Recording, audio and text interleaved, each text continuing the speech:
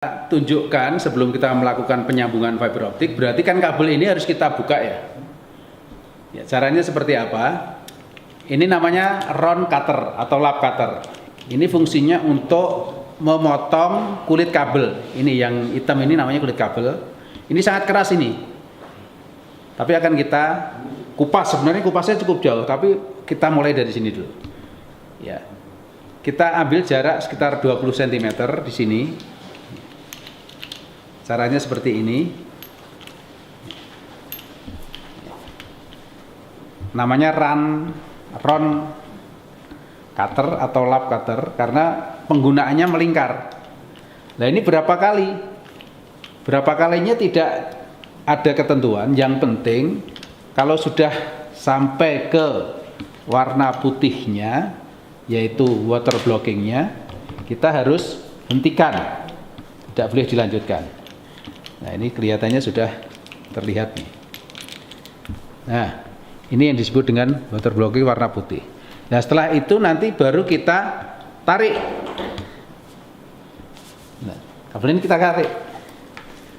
Nah, cukup mudah untuk menarik ini. Tetapi harus pakai sarung tangan ya.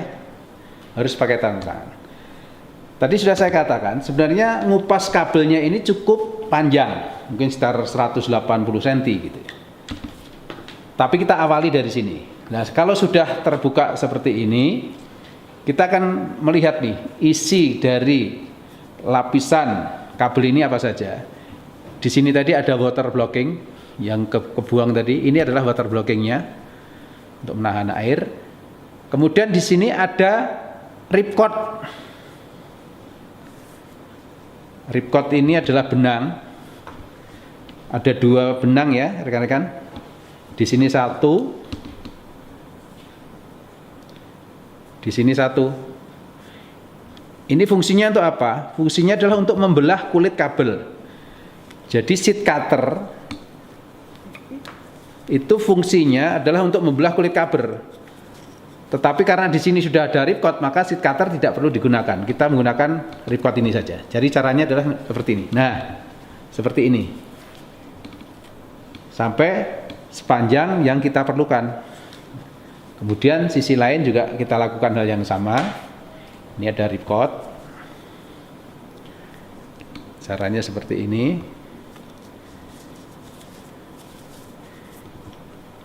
Nah, kita lakukan penarikan di sini.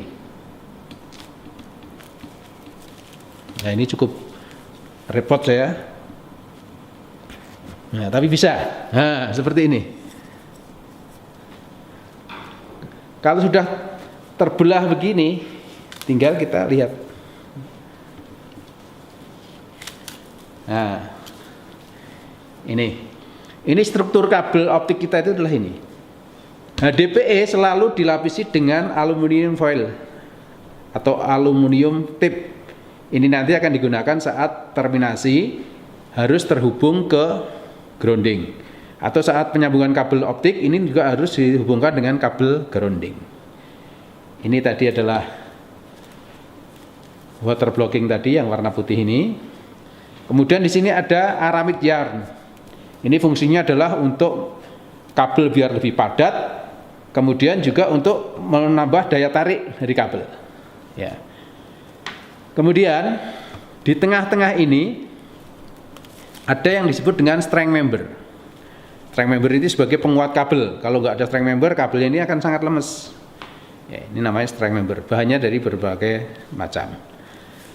Kemudian yang disebut dengan kabel optik kapasitas 12 core misalnya, itu adalah ini.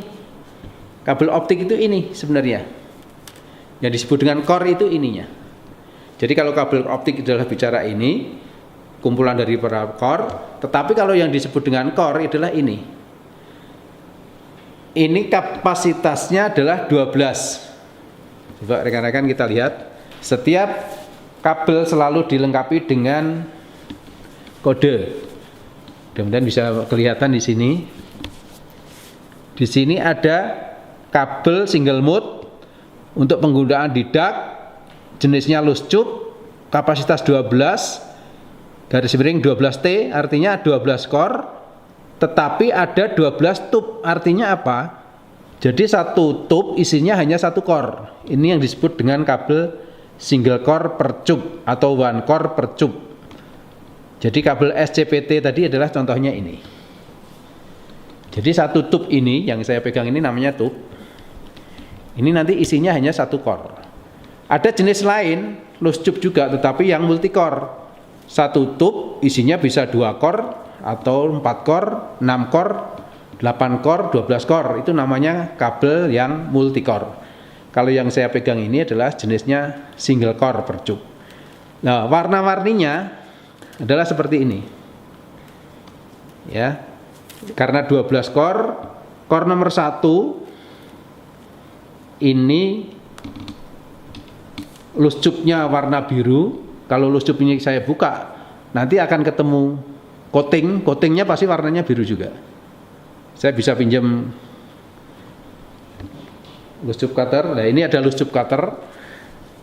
Bisa kita praktekkan di sini. Cara menggunakannya seperti ini. Hati-hati, ini biasanya kalau terlalu tajam. Lah, ini terlalu tajam ini. Jadi putus ini. Ini nanti bisa kita setel ya rekan-rekan ini ya. Ini bisa kita setel. Kalau terlalu tajam harus dikendorin dikit biar nggak terlalu tajam. Ya. Mungkin hanya sekali aja. Mudah-mudahan tidak putus. Nah, ini loose tube warna biru, isi coatingnya warna biru juga. Lah coating ini di dalamnya masih ada cladding dan core. Ya. Di coating ini nanti ada jelinya. Jadi jeli ini nanti yang harus dibersihkan dengan jelly cleaner dengan menggunakan kain majun. Yang ini. Ini kalau saya pegang ini di sini ada jelinya nih. Ya. Ini harus dibersihkan dengan kain majun dan dengan jelly cleaner. Nah, ini core nomor 1 warnanya biru. Kemudian core nomor 2 warnanya orange. Core nomor 3 warnanya hijau. Hijau maksudnya. Hijau. Ya. Jadi biru, orange, hijau. Core nomor 4 warnanya coklat. Di sini ada coklat. Core nomor 5 warnanya abu-abu. Core nomor 6 warnanya putih. Core nomor 7 warnanya merah. Core nomor 8 warnanya hitam. Core nomor 9 warnanya kuning. Ya. Core nomor 10 warnanya ungu. Core nomor 11 warnanya pink. Ini pink. Kemudian core nomor terakhir atau nomor 12 warnanya toska, hijau toska. Jadi core nomor 1 biru, 2 orange, 3 hijau, 4 coklat, 5 abu, 6 putih, 7 merah, 8 hitam, 9 kuning, 10 ungu, 11 pink, 12 toska. Nah, ini struktur dari kabel optik. Selanjutnya akan kita lihat cara menyambung serat optik seperti apa. Rekan-rekan, selanjutnya kita akan praktekkan bagaimana cara menyambung serat optik. Yang pertama kali yang kita lakukan adalah menghilangkan atau memotong loose tube. Nah, ini dicontohkan loose tube yang warna biru ini akan kita potong dengan menggunakan loose tube cutter atau menggunakan fiber stripper tapi pakai gigi yang tengah, yang nomor 2. Bisa juga seperti ini. Nah, caranya seperti itu. Setelah dipotong baru kita tarik pakai tangan. Jangan pakai stripper ya rekan-rekan ya. Nariknya harus pakai tangan. Nah, ini nanti ngupasnya cukup atau motongnya cukup panjang, tapi untuk contoh cukup segitu juga nggak apa-apa, atau kita tambahkan 1 kali lagi ya.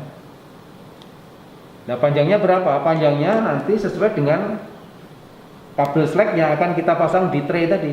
Misalnya 80 cm, 90 cm, sehingga kita masih punya gulungan kabel atau slack atau cadangan yang di tray nanti berapa lingkaran begitu. Nah, setelah dipotong loose tube-nya, kita bersihkan dengan jelly cleaner. Jangan lupa membersihkan jelly cleaner dengan kain majun. Ini harus dibersihkan sampai bersih. Nah, setelah dibersihkan dengan jelly cleaner, kita masukkan protectant sleeve. Biar nggak lupa, kita masukkan core tadi ke dalam protection sleeve. Caranya seperti ini. Dan nanti protection sleeve ini hanya dipasang satu sisi saja ya rekan-rekan ya. Untuk sisi yang sebelahnya tidak usah. Nah, setelah dipasang protection sleeve, selanjutnya kita akan kupas coatingnya. Jadi yang warna biru yang kecil ini juga coating. Karena kabel yang digunakan ini adalah SCBT, satu cup isinya satu core, jadi coatingnya warnanya biru sama dengan ujungnya. Kita kupas sepanjang 4 cm. Nah, sekitar segitu. Dengan menggunakan fiber stripper. Caranya seperti itu hati-hati. Nah, tadi sudah saya sampaikan ini adalah skill yang cukup sulit. Kalau tidak dilatih, sering kali putus core-nya. Makanya harus dilatih berulang-ulang kali. Nah, yang terlihat ini adalah cladding. Ini bentuknya kaca, mungkin sudah tidak terlalu jelas ya. Ya. Karena ini bentuknya kaca masih agak kotor, maka kita harus bersihkan dengan tisu yang beralkohol. Ya, ini ada tisu beralkohol. Caranya adalah sisi kiri kanan, kemudian atas bawah. Ini harus rata, kiri kanan atas bawah harus bersih. Setelah bersih, kita potong dengan fiber cleaver. Nah, fiber cleaver ini selalu ada atau lengkap apabila kita beli Fusion Splicer.